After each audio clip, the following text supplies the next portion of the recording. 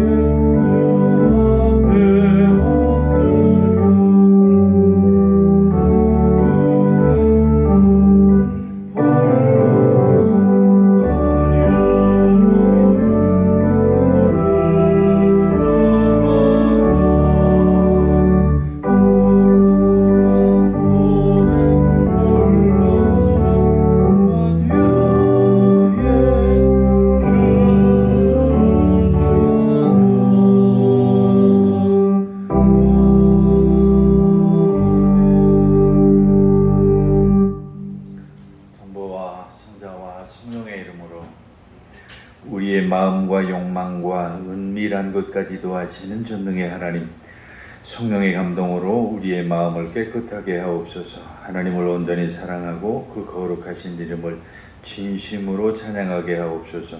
주 예수 그리스도의 이름으로 기도하옵나이다.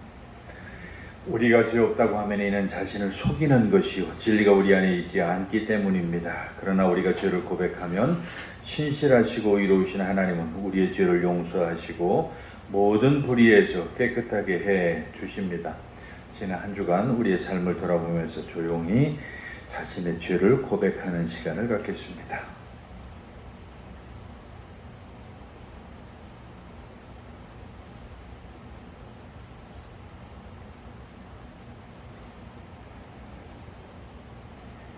우리는 죄에서 벗어날 수 없음을 고백하나이다. 우리는 생각과 말과 행동을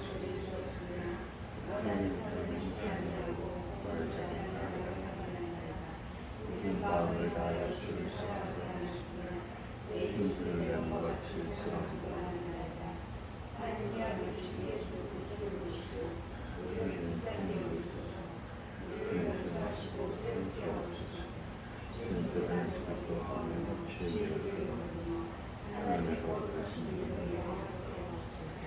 전능하신 하나님 아버지께서 우리를 불쌍히 여기시고 그의 외아들을 보내시사 우리의 죄를 대신하여 죽게 하셨으며 그의 공로로 우리의 죄를 사하여 주셨습니다. 그러므로 소명을 받고 안수받은 하나님의 말씀의 종인 나는 주 예수 그리스도의 명하심에 따라 여러분의 죄가 사하여졌음을 성부와 성자와 성령의 이름으로 선포합니다. 이제 자리에 앉으셔서 찬송가 뒤의 교독문 68번을 같이 교독하겠습니다.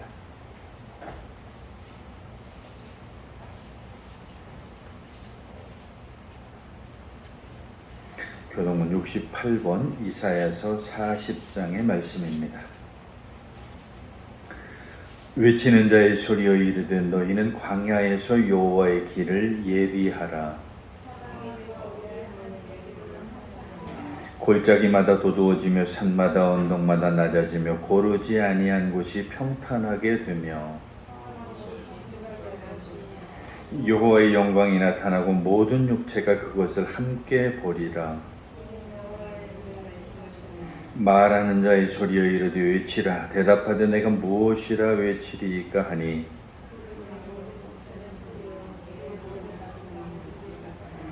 풀은 마르고 꽃은 시들은 여호와의 기온이 그 위에 봄이라. 이 백성은 실로 풀이로다.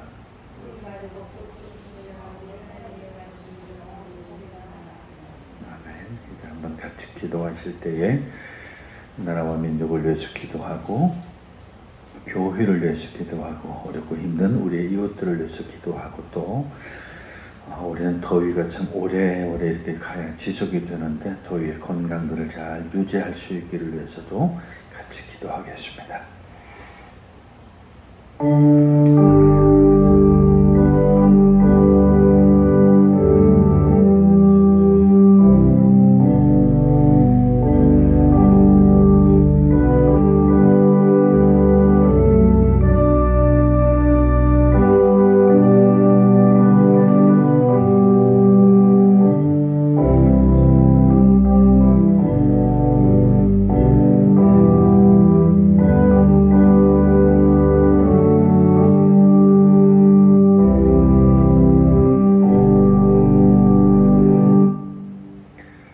구약성경 말씀은 여호수아서 24장에 있는 말씀에서 보겠습니다. 구약성경 357쪽에 있는 여호수아서 24장 14절로 18절까지 말씀입니다.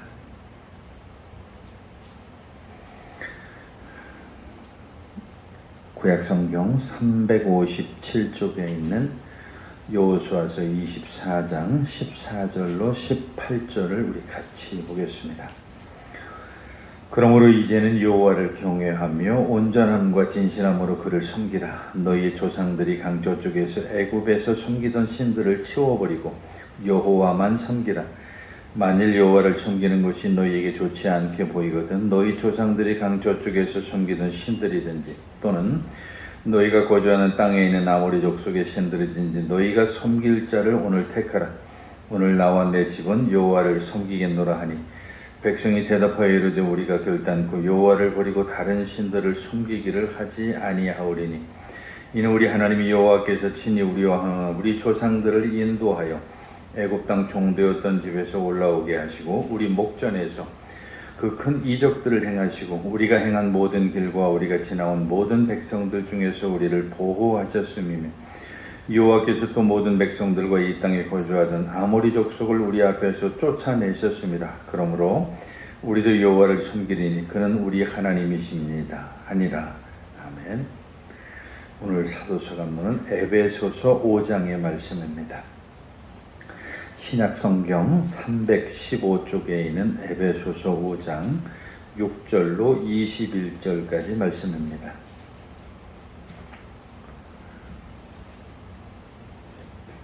에베소서 5장 6절로 21절의 말씀을 같이 보겠습니다. 누구든지 헛된 말로 너희를 속이지 못하게 하라. 이로 말미암아 하나님의 진노가 불순종의 아들들에게 임하나니 그러므로 그들과 함께하는 자가 되지 말라. 너희가 전에는 어둠이더니 이제는 주 안에서 빛이라. 빛의 자녀들처럼 행하라. 빛의 열매는 모든 착함과 의로움과 진실함에 있느니라. 주를 기쁘시게 할 것이 무엇인가 시험하여 보라. 너희는 열매 없는 어둠의 일에 참여하지 말고 도리어 책망하라.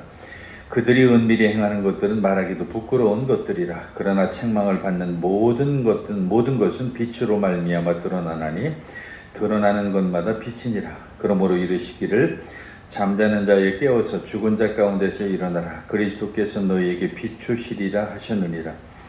그런즉 너희가 어떻게 행할지를 자세히 주의하여 지혜 없는 자같이 하지 말고 오직 지혜 있는 자같이 하여 세월을 아끼라. 때가 악하니라. 그러므로 어리석은 자가 되지 말고 오직 주의 뜻이 무엇인가 이해하라. 술 취하지 말라. 이는 방탕한 것이니 오직 성령으로 충만함을 받으라. 시와 찬송과 신령한 노래들로서 서로 화답하며 너희의 마음으로 주께 노래하며 찬송하며 범사에 우리 주 예수 그리스도의 이름으로 항상 아버지 하나님께 감사하며 그리스도를 경외함으로 피차 복종하라. 아멘. 찬송가 445장 찬송 드리겠습니다.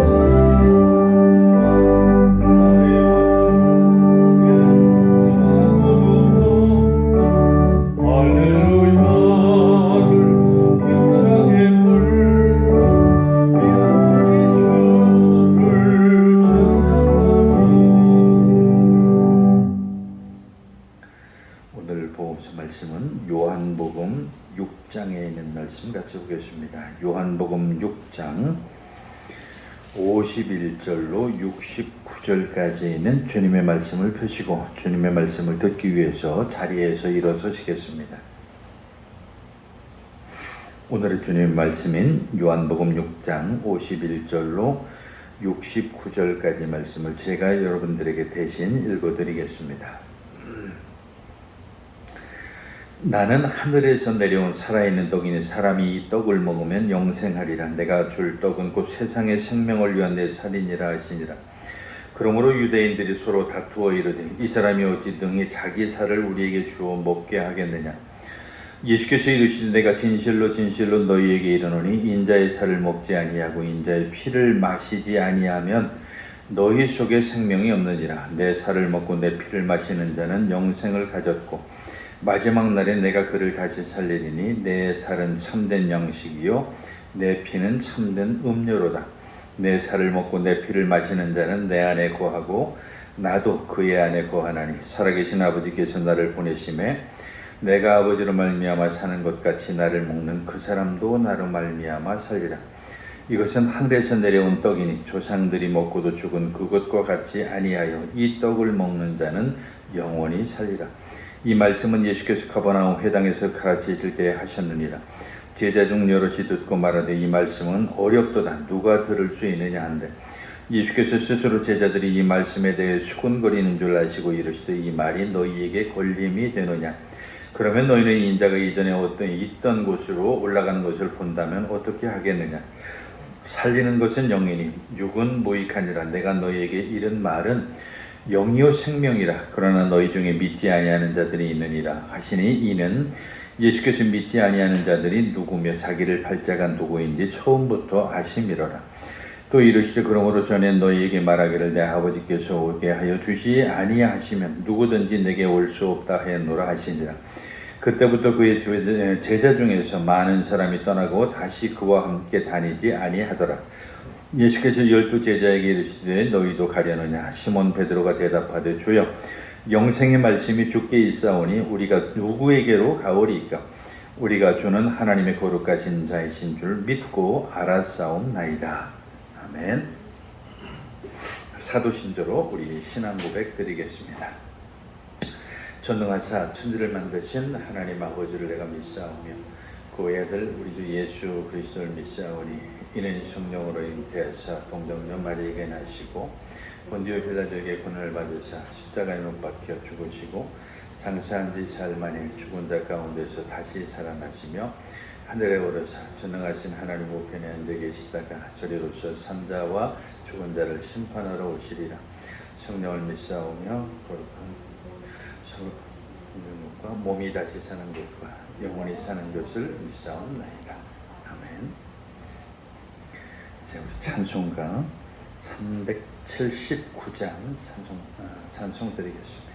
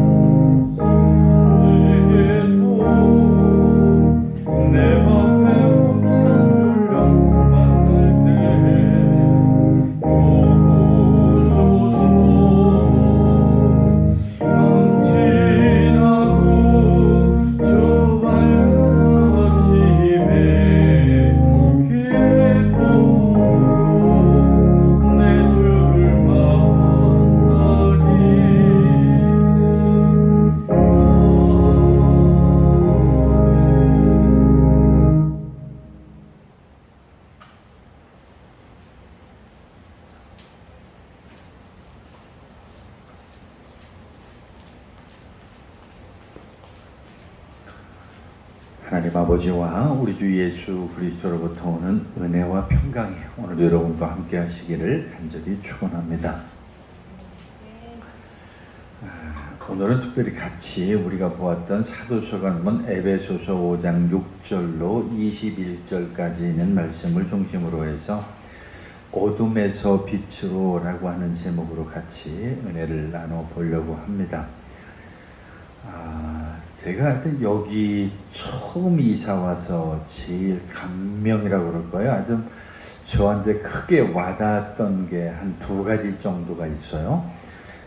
그 중에 하나가 뭐냐면 그 당시만 해도 여기 집이 몇 채가 없었기 때문에 아주 뭐 시골 중에 시골이었죠. 지금은 뭐 집들이 너무 많아져서 이제 뭐 도시라고 얘기해도 조금 더 손색이 없는 그런 곳이 되어버렸지만 옛날에는 뭐 공장이나 뭐 이런 창고나 이런 것은 단 한 개도 없었고 그냥 우리 가구들만 그저 얼마 있던 그런 시골이었고 산골짜기였으니까 다시 저 요즘처럼 이렇게 날이 더운 날 저 시내나 어디 밖에 나갔다 이 집에 들어오면 서늘한 기운이 느껴졌어요. 그래서 야 정말 이곳은 시원하다. 근데 요즘엔 밖에 어디 나갔다 들어와도 온도 차이가 조금도 안 나요. 그냥 늘 똑같아서 이제 조금 실망스러운 게 하나가 있고, 또 하나가 뭐냐면 저녁에 해가 지면 정확하게 들리는 소리가 뭐밖에 없었냐면 개소리밖에 없었어요. 개 짖는 소리 이외에는 아무것도 안 들리는 말 그대로 칠흑 같은 밤이었어요. 그래서 누릴 수 있었던 게 뭐냐면, 마당에서 이렇게 하늘을 보면 하늘에 별들이 꽉 들어차 있는, 사실 그 별을 보려고 하면 어두워야 되거든요. 내가 있는 곳이 어두워야 그 별을 잘 볼 수가 있는데, 지금은 뭐 여기저기 가로등이 생겼죠. 뭐 동네 집집마다 여기저기 불을 켜죠. 그리고 또 새롭게 옆에 조성된 저 옆에만 많은 집 가구들이 한 100여 채가 들어왔는데, 요즘 이렇게 고개 들어서 그쪽을 바라보면 불야성이에요. 뭐 그냥 밤새도록 웬 불들을 그렇게 환하게 켜놓는지, 그쪽에 사시는 분들이 조금 부자라서 그런지 하여튼 참 전기 쓰는 것도 이쪽 동네하고는 또 차이가 좀 있더라고요. 어쨌든 그러다 보니까 이제 하늘을 봐도 큰 별 일부 밖에는 안 보여요. 옛날처럼 뭐 별자리도 감상하고, 그냥 바닥에 앉아서 여름 이런 밤늦은 시간에 더워서 밖에 나오면 하늘에 보면 별자리들이 나름대로 아는 것들이 몇 개 있으니까 그런 것들을 보고 이렇게 했거든요. 특히 저 어렸을 때 또 기억으로는 마당에 누우면 밖에 불이 없으니까, 시골은 그 은하수가 그냥 아주 하늘에 가득해서 그 은하수가 늘 부모님이 그 얘기를 했던 기억이 나요. 저 은하수가 우리 부엌 문 앞에 오면 그때는 우리가 이제 추수를 하는 때라고. 근데 지금은 여기 온들은 뭐 은하수는 거의 볼 일은 없고요. 그나마 그 별 볼 일이 좀 있었는데 요즘에는 그나마도 별 볼 일이 없어졌어요. 참 좀 아쉽고 안타깝기도 해요. 그래서 그 옛날에 그 어둠 속에서 지내던 그런 삶의 여러 가지들 기억이 좀 나죠? 지금이야 전기불들이 다 있고 하지만 저 어려서는 그 전기조차도 잘 없었으니까 문 밖을 나간다라고 하는 것은 말 그대로 공포였죠. 두려움이었죠. 왜냐하면 어둠이니까 아무것도 보이지 않는 그런 어둠이고요. 근데 요즘엔 또 시대가 달라지다 보니까 우리 핸드폰 안 가진 사람이 없잖아요. 핸드폰에 이 후레쉬가 다 달려 있어요. 그러니까 웬만큼 먼 거리가 아니고 가까운 거리는 이 핸드폰의 후레쉬를 통해서 우리가 비추고 가니까 그 어둠에 대한 어떤 그런 인식들이 이제 옛날하고는 좀 달라요. 옛날에는 석유로 든 그 등을 가지고 가서 화장실도 가고 여기저기 지나갈 때도 그거 들고 다니고 했던 그런 기억들이 많이 나고, 저는 뭐 어려서 전기가 없던 곳에서 태어나서 이제 그때 나중에 전기가 들어왔으니까 등잔에 대한 기억도 저는 많이 합니다. 근데 그런 기억들이 이제 다 사라지는데, 그래도 가끔 가다 우리 자라면서 그런 기억들이 있어요. 그게 뭐냐면 정전됐을 때, 가끔 전기가 정전이 딱 돼서 그냥 모든 사방이 칠흑같이 어두워졌을 때. 근데 요즘엔 우리나라가 이제 또 시대가 좋아지고 발전이 돼서 정전도 잘 안 돼요. 정전도 잘, 옛날 같으면 막 툭하면 정전되고 그랬는데 요즘엔 웬만큼에도 정전도 잘 안 되고 하니까 그 어둠을 경험할 기회가 사실은 그렇게 많지 않은 것 같아요. 어쨌든 그 어둠이라고 하는 것을 우리가 잘 이해하면 그저 좋은데, 요즘엔 그나마 어둠을 이해할 수 있는 것이 어딜까 생각해 보니까 극장이에요. 극장을 어둠 이해하기에 제일 좋은 곳인데, 아예 일찍 들어가서 내가 화날 때 자리에 가서 앉아 있으면 괜찮은데 시간이 조금 촉박해서 들어가면 전체 불이 다 꺼진 상태에서 이제 어두울 때 들어가는, 화면만 있을 때 들어가거나 이러면은 아주 더듬더듬해서 이렇게 들어가게 되는 그런 경험들 많이 있죠. 그런 때 보면은 그 어둠이라고 하는 것이 무엇인지 조금 느낌이 오는 그런 것이 있습니다. 어쨌든 그 어둠이라고 하는 곳에서 또 밖에 나오면 금방 안 보이죠. 그래서 한참 몇 초가 지나가야 이제 밖에 좀 환한 것이 이렇게 보이고 하는데, 어쨌든 그 어둠 속을 가다 보면 여기도 툭툭 치고 저기도 툭툭 치고 이렇게 해서 많이 넘어지기도 하고, 그런 삶을 우리가 그 경험을 했죠. 근데 오늘 성경은 특별히 그 어둠과 빛이라고 하는 거예요. 그래서 저는 처음에 등잔도 경험했고, 등잔이 딱 해서 처음에 마을에 전기가 들어왔는데, 지금처럼 이렇게 전기를 헤프게 쓸 수 없을 때죠. 그때는 처음에 전기가 들어왔기 때문에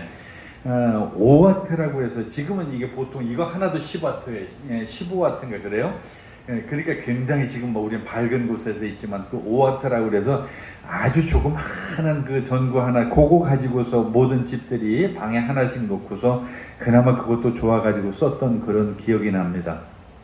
그랬는데 어느 날 가보니까 이제 지금 우리 시대가 바뀌어서 뭐 어디를 가든지 여러분이 저 음식점을 가든지 뭐 백화점을 가든지 가보면 이제는 그야말로 너무나 밝은 이런 곳에서 우리가 살아가고 있기 때문에 그 어둠에 대한 기억들은 이제 잘 못하는 그런 일들이 좀 많이 있어요. 근데 사실은 그 어둠이 얼마나 우리에게 불편하고 그리고 또 그러한 삶이라고 하는 것이 어떤 것인가를 기억한다고 하면 지금 시대를 또 우리가 비교해 볼 수도 있지 않을까 생각이 듭니다. 오늘 우리가 같이 읽은 에베소서 5장이 바로 그 이야기를 다루고 있어요. 우리 그리스도인들의 삶을 예수 믿기 전에는 어둠 속에서 살았던 삶이고 그리고 예수를 믿은 그 이후에는 바로 빛 가운데 사는 삶이라고 성경은 사실 에베소서뿐만 아니라 여러 군데에서 그렇게 얘기를 합니다. 하나님을 알지 못하던 때의 삶을 어둠이라고 말하고 하나님을 알던 알고 난 이후의 삶을 빛 가운데 삶이라고 이렇게 이야기를 하죠.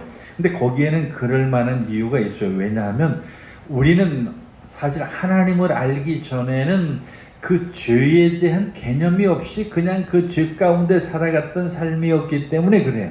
그러나 우리가 하나님을 알고 하나님의 말씀에 대해서 우리가 알아가면 알아갈수록 그러한 삶에서 잘못되어졌다라고 하는 것을 우리는 알게 되죠. 그래서 우리는 가끔 여러분 크리스마스 트리에도 우리가 그런 장식들을 많이 하는데 보통 크리스마스 트리에 그 별 장식들을 많이 하죠. 특히 크리스마스 트리 맨 꼭대기에다 커다란 별을 이렇게 많이 다는 이유는 하나님께서 이 예수 그리스도라고 하는 그 빛을 이 세상에 보내주셔서 그 빛으로 이 어둠을 밝히셨다라고 하는 그 의미가 거기에 들어있기 때문에 그랬죠. 그래서 예수님께서 오셔서 세상의 빛이 되시고 그 빛으로 말미암아 이 어두웠던 세상이 밝아졌다라고 하는 그런 거예요.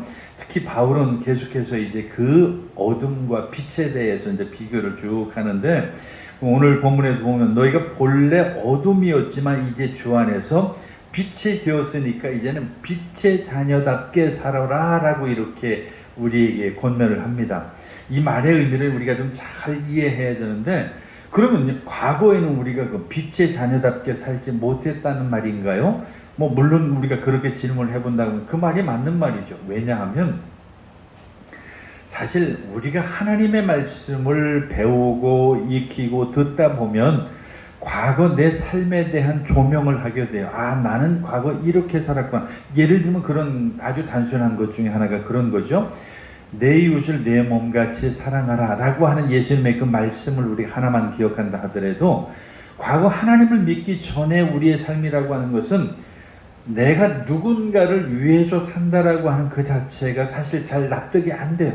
왜냐하면 내 삶을 꾸려가기도 바쁘니까 내 삶을 중심으로 해서 이어가기도 바쁜데 어떻게 남을 돕고 더욱이 요즘 세대가 생존 경쟁의 시대라고 그러잖아요. 누군가를 내가 밟고 넘어서지 않으면 내가 죽는데 어떻게 남을 위해서 살고 남을 섬기고 낮아지고 누구를 어떻게 사랑하면서 살아갈 수 있겠느냐는 얘기죠. 그게 얼마나 어려운 얘기예요.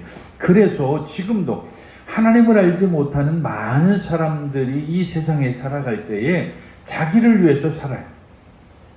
자기를 위해서 사는 거죠. 철저하게 나에게 도움이 되는 게 뭘까? 그래서 어떤 일을 하더라도 사업을 하든 어떤 직장 생활을 하든 뭘 하든지 간에 항상 그 마음속에는 계산기가 있어요. 그 마음속에 계산기가 있어서 그 계산기를 가지고서 두드려보죠. 이게 나한테 어떤 이득이 될까? 그래서 나한테 이득이 된다면 내가 그걸 기꺼이 하지만 나한테 손해가 된다고 한다면 절대로 하지 않는 그런 것이 바로 이 세상 사람들의 삶이라고 하는 거예요.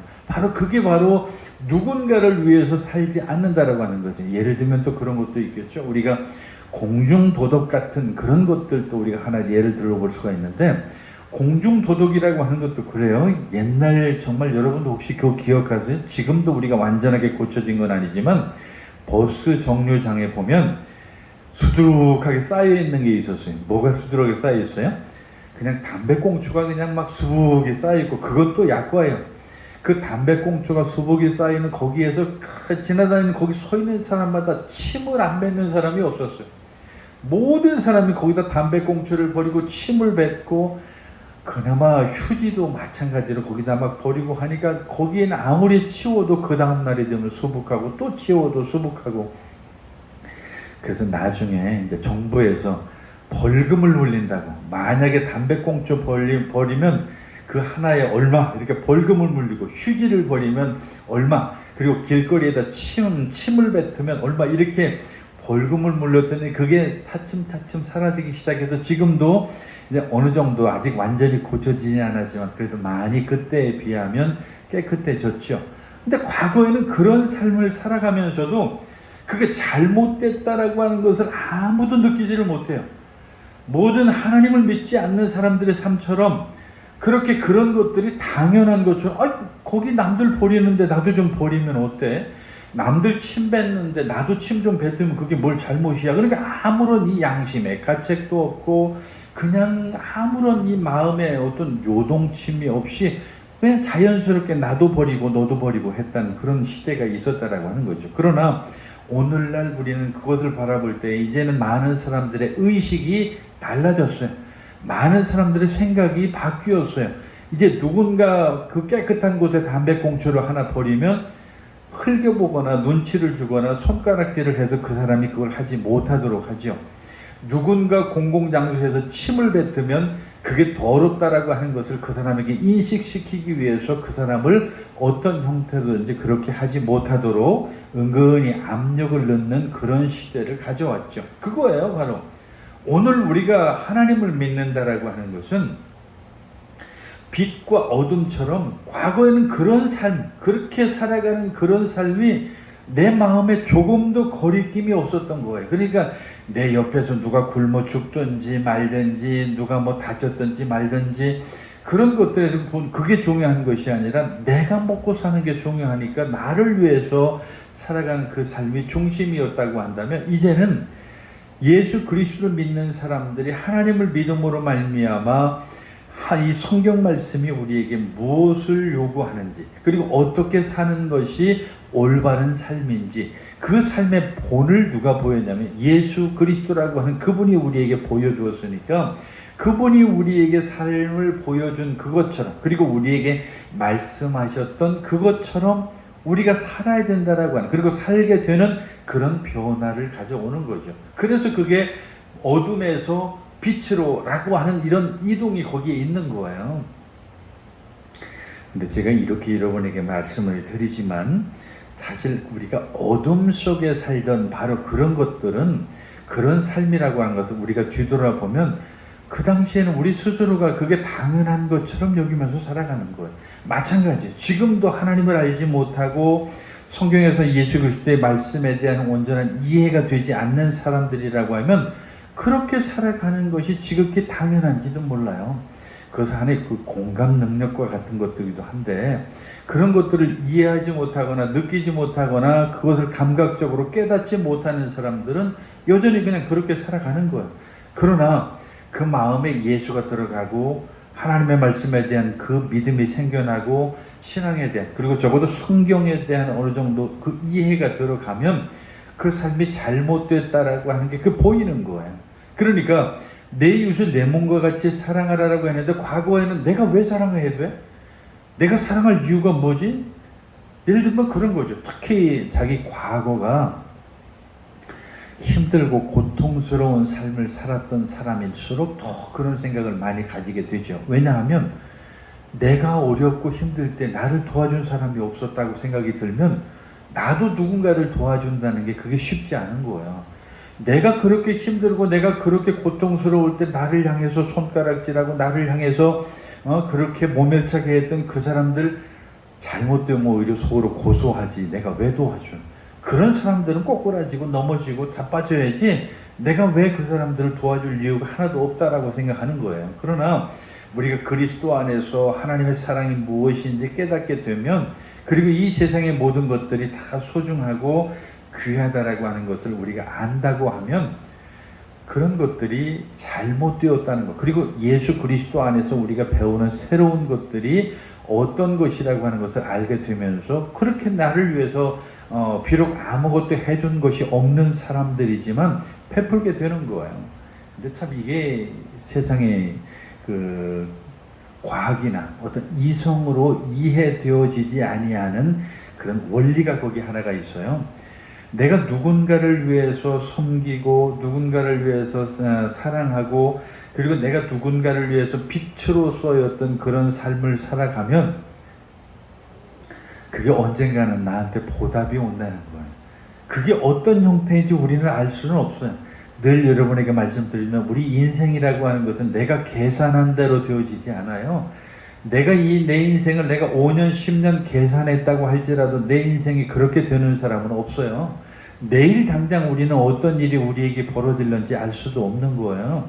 그러니까 지금 내가 비록 내 자신을 희생하고 섬기고 사랑하는 그런 마음으로 내 것이 손해인 것처럼 느껴질지 모르지만, 그러한 삶이 나중엔 더 큰 것으로 나에게 돌아온다라고 하는 것을 우리가 믿음으로 이해할 수 있다고 한다면, 우리 삶이 뭐가 이렇게 대단하게 그런 남에게 섬기고 사랑하고 하는 이런 것들이 어렵겠어요? 힘들지 않아요? 근데 그런데도 불구하고 우리는 하나님을 알지 못하는 사람들은 계산을 하죠. 아, 내가 이렇게 하면 이렇게 될 텐데. 그러나 그렇게 안 되는 거예요. 그리고 우리 인생이라고 하는 게 내 마음대로 모든 게 풀려지지 않는다는 건 너무나 뻔한 거잖아요. 성경은 특히 우리한테 그렇게 이야기를 합니다. 우리 인간은 태어나서부터 죄인이라고. 그러니까 즉 아담과 하와가 처음에 에덴 동산에서 하나님의 말씀을 어기고 따먹지 말라고 하는 선악과를 따먹었는데, 그 선악과를 따먹은 거기 그 불순종으로 말미암아 우리 인간은 원죄, 그러니까 우리는 태어날 때부터 죄인이라고 하는 죄된 본성을 가지고 있다라고 이렇게 성경은 우리에게 말씀을 합니다. 그래서 그 원죄로부터 우리가 벗어나는 것은 예수 그리스도의 그 죽음의 사실을 믿고, 그리고 그것을 우리 것으로 만들 그때에 우리는 그 속에서 예수 그리스도의 대속으로 말미암아 자유로워진다라고 이렇게 이야기를 하죠. 맞습니다. 그렇게 예수님으로 말미암아 우리가 그렇게 새로워지는 거죠. 그런데 그것을 믿지 못하는 바로 이 세상이라고 하는 차원에서 우리가 본다고 한다면, 이 세상은 우리 생각하고 달라요. 우리가 이 안에서 이야기하는 것들하고는 달라요. 그리고 우리가 이 안에서 늘 곱씹는 하나님의 말씀하고는 다른 게 바로 세상이에요. 이 세상 사람들은 철저하게 불순종의 삶을 살아가요. 철저하게 자기들의 어떤 그런 이기적인 어떤 그런 삶을 살아가죠. 그러니까 철저하게 자기중심적인 삶을 살아간다, 이렇게 말할 수 있는 것이죠. 그래서 철저하게 그 아담과 하와가 에덴 동산에서 따먹지 말라고 하는 그걸 따먹은 것처럼 그렇게 되어 살아가는 거예요. 그리고 또 하나 우리에게 참 치명적인 것 중에 하나가 뭐가냐면, 그렇게 살아서는 안 된다라고 하는 것을 우리가 아무리 얘기한다고 해도 그것을 잘 이해하지 못한다라고 하는 것은 참 안타까운 얘기예요. 하나님께서 우리를 도우시고 하나님께서 우리 삶을 주장하신다라고 하는 것을 그들을 믿지 못하기 때문에 내가 나의 삶을 계획하고 주장하다 보니까 철저하게 불순종의 삶을 살아갈 수밖에 없게 되는 것이죠. 특히 더 하나 우리한테 있을 수 없는 그 세상의 특징 가운데 하나가 뭐냐면 기만적이라는 거예요. 즉 다시 말하면 철저하게 다른 사람들을 불신하고 철저하게 뭐라 그럴까요? 그런 거 있죠. 아, 괜찮아 뭐 이런 마음들이 늘 마음에 들어가는 거예요. 아, 어때? 그까짓 건 뭘 어때? 아, 상관없어. 아, 괜찮아. 이런 생각을 하면서 자꾸 그 안으로 들어가는 거. 제가 이 이야기하면서 자꾸 생각이 나는 것 중에 하나는 그거예요. 제가 알았던 어떤, 지금은 이제 세상을 뜨신 분인데, 이제 조금 삶이 힘들고 고단하니까 아주 그 술을 좀 좋아했어요. 굉장히 술을 좋아했는데, 그분을 통해서 참 제가 걱정되고 염려가 돼서, 술 그만하시라고. 근데 그것까지는 괜찮아요. 근데 술을 보통 한 번 자리에 앉아서 식사 시간에는 한 병 정도, 요즘에는 큰 병이 없으니까 요즘에 그 술 한 병 정도를 그냥 거기서 마시는데, 그래도 술 마시고 운전하는 것은 안 된다고. 그런데도 늘 저한테 하는 얘기가 그랬어요. 나는 한 병 정도는 괜찮대.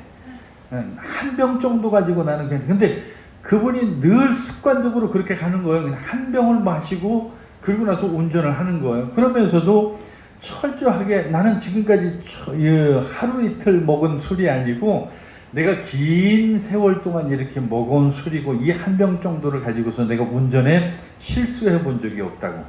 근데 여러분, 그게 얼마나 위험한 얘기예요. 요즘 그 음주운전이라고 하는 게 얼마나 귀에 힘든 얘기입니까?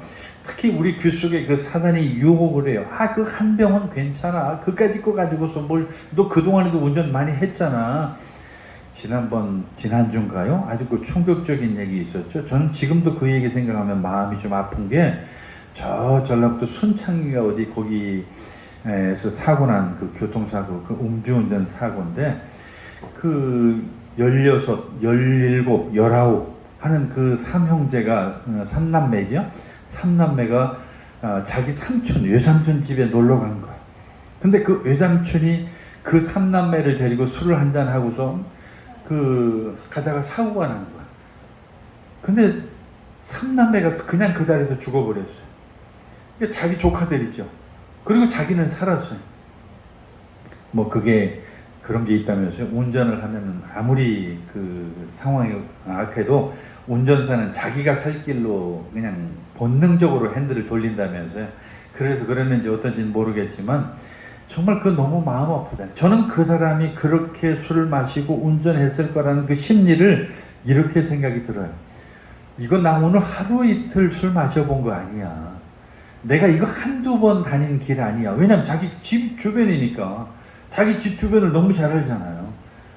그러니까 그런 자신감과 괜찮아, 어때, 아무래도 이거 이까짓 건 뭘 어때, 이런 것들로 말미암아 그렇게 했을 거라는 거예요. 그런데 그분이 정말 자기 조카 셋을 그렇게 즉사시켰다라고 하는 거는 제가 생각해도 너무 충격적이었을 것 같아요. 너무 끔찍했을 것 같아요. 그리고 그분이 앞으로 어떻게 살아요?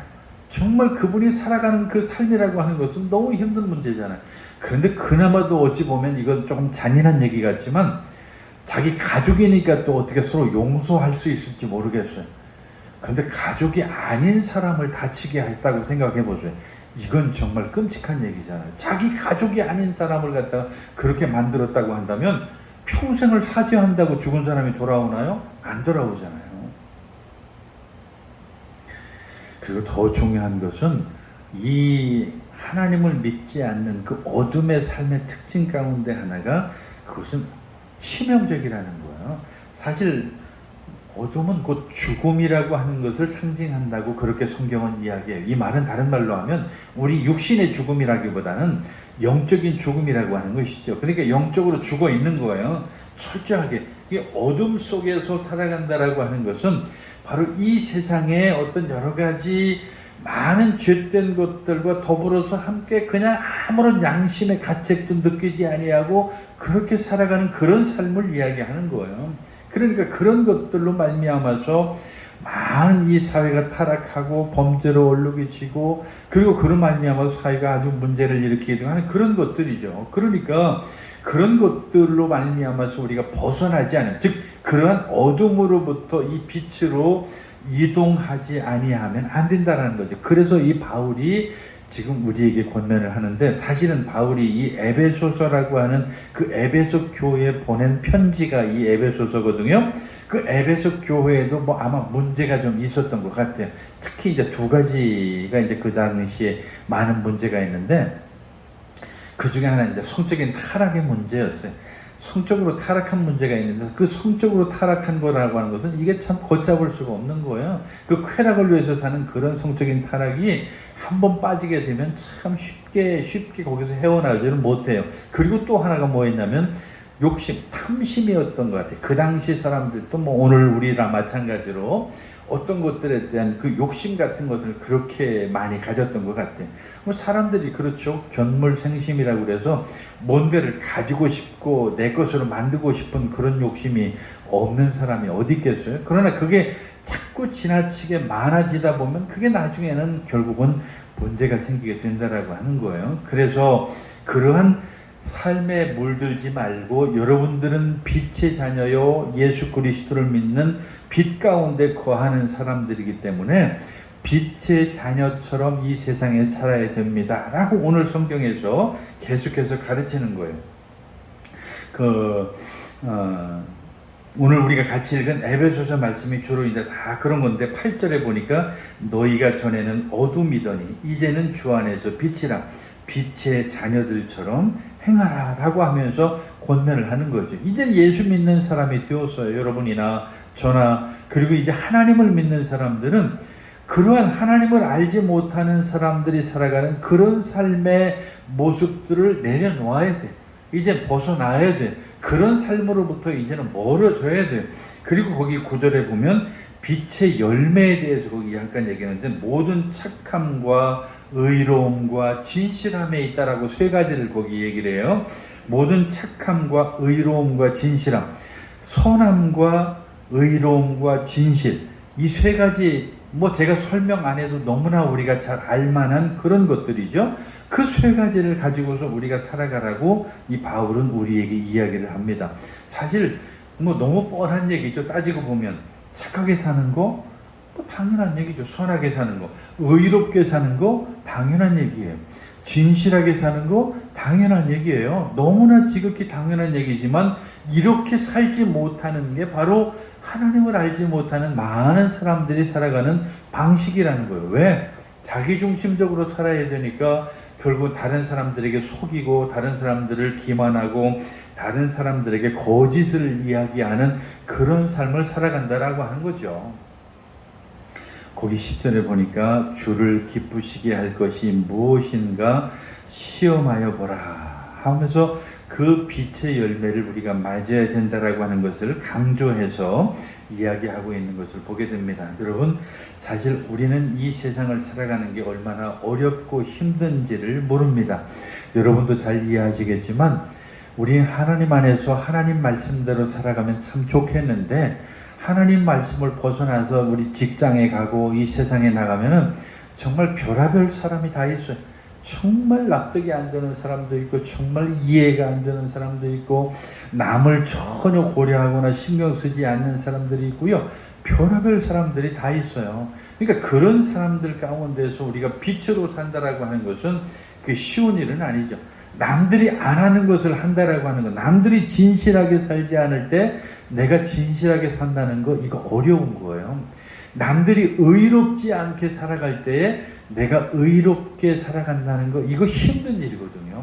그리고 남들이 선하게 살아가지 않을 그때에 내가 선한 삶을 살아간다는 건 정말 힘들어요. 왜냐하면 다른 사람들을 따라서 행하지 않으면 항상 이 세상은 왕따를 당하고 외면을 당하고 손가락질 당하고 그러면서 뒤에서 수군거리고 지가 뭔데 하면서 많은 우리를 향한 비난들이 있을 수밖에 없기 때문에 그래요. 그러나 그런 속에서도 불구하고 우리가 빛 가운데 살아간다고 한다면, 그리고 우리가 예수 그리스도 안에서 온전히 빛으로 산다고 한다면 바로 하나님께서 우리를 돌보시고 우리에게 필요한 것들을 하나님이 채우시고, 그리고 그 선한 영향력이 내 조직을 바꾸고 세상을 바꾸는 그런 큰 힘으로 변화되어질 수 있다라고 하는 것입니다. 저나 여러분이 바로 이제 빛의 자녀가 되었습니까?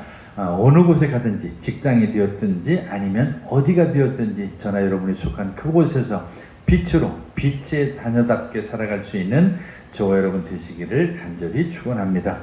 기도하겠습니다. 사랑의 하나님 아버지, 오늘 이 세상에서 우리가 빛으로 살아간다라고 하는 것이 얼마나 어렵고 힘든 일인지요. 정말 저들과 더불어서 함께 묻혀서 같이 살아가는 것은 쉽지만 그들과 다르게 빛으로 살아간다는 것은 참 고통도 따르고 손가락질과 비난도 따를 때가 있을 줄로 압니다. 그럼에도 불구하고 빛의 자녀답게 빛에서 행하는 우리가 되게 하여 주시옵소서. 예수님의 이름으로 기도하옵나이다. 아멘.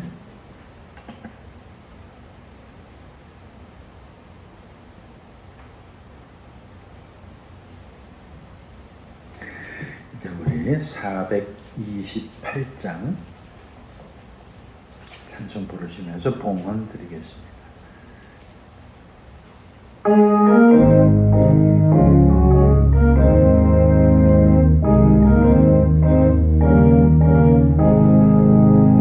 내 영혼에 햇빛 비치니 주 영광 찬란해.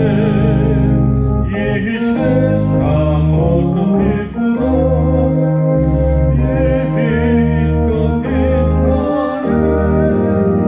주의 영광 빛난 것 내게 비춰주시옵소서.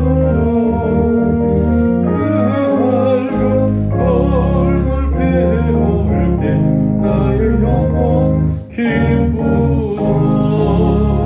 내 영혼에 놀이 있으니 주 찬양합니다. 주 귀를 기울이시사 다 듣고 계시니 주의 영광 빛난 광채 내게 비춰 주시옵소서. 그 밝은 얼굴 배울 때 나의 영혼 기쁘다. 내 영혼에 봄날 되어서 주 함께 하실 때 그 영광 내게 깃들고 주 은혜 넘치네. 주의 영광 빛난 광채 내게 비춰 주시옵소서. 그 밝은 얼굴 배울 때 나의 영혼 기쁘다. 내 영혼에 희망이 있고 큰 소망 넘치네. 주 예수 복을 주시고 또 내려주시니 주의 영광 내게 비춰 주시옵소서. 그 밝은 얼굴 배울 때 나의 영혼 기쁘다. 기도하겠습니다. 사랑이 많으신 하나님 아버지, 오늘 주 안에서 우리가 빛의 자녀가 되었사오니 이제 어둠에서 빛으로 옮긴 자들답게 빛에서 행하게 하여 주시옵소서.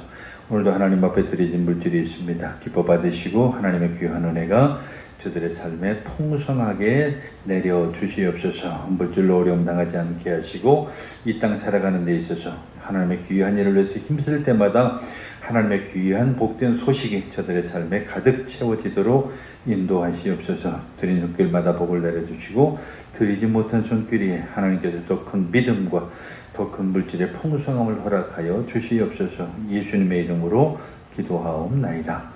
아멘. 예, 주어 뒤에 광고 참고하시기를 바라겠고요. 하여튼 올해 118년을 넘기는 그 열대야 기록도 벌써 깼다고 하니까 일기예보를 들어보니까 다음 주 말쯤에나 이제 좀 열대야가 좀 가실런지 지금 그런 상황인 것 같아요. 어쨌든 이 더위에 건강요는 조심하시고 늘 그렇지만 이제 우리가 에어컨 없이는 살 수가 없는 그런 시대가 된 것 같아요. 더욱이 요즘에 어제 보니까 그런 불평을 누가 했더라고요. 에어컨을 안 틀고 싶은데 아마 도시에 사는 것 같아요. 에어컨을 안 틀고 싶은데 자기 집 주변에 모든 집이 다 에어컨을 틀어가지고 실외기에서 막 뜨거운 바람이 나오기 때문에 문을 못 열겠대. 그러니까 결국은 에어컨을 자기도 틀 수밖에 없게 만들었다고 그렇게 이야기를 해서 참 요즘 시대가 그렇게 됐구나 생각이 드는데 건강 조심하시기를 바라겠습니다. 자, 이제 우리 다 같이 자리에서 일어나셔서 1장 찬송 부르시고 축도로 마치겠습니다.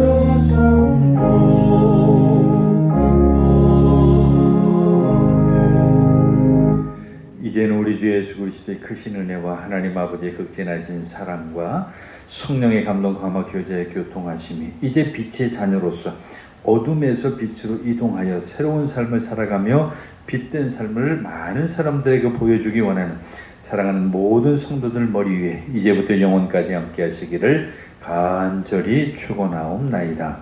아멘.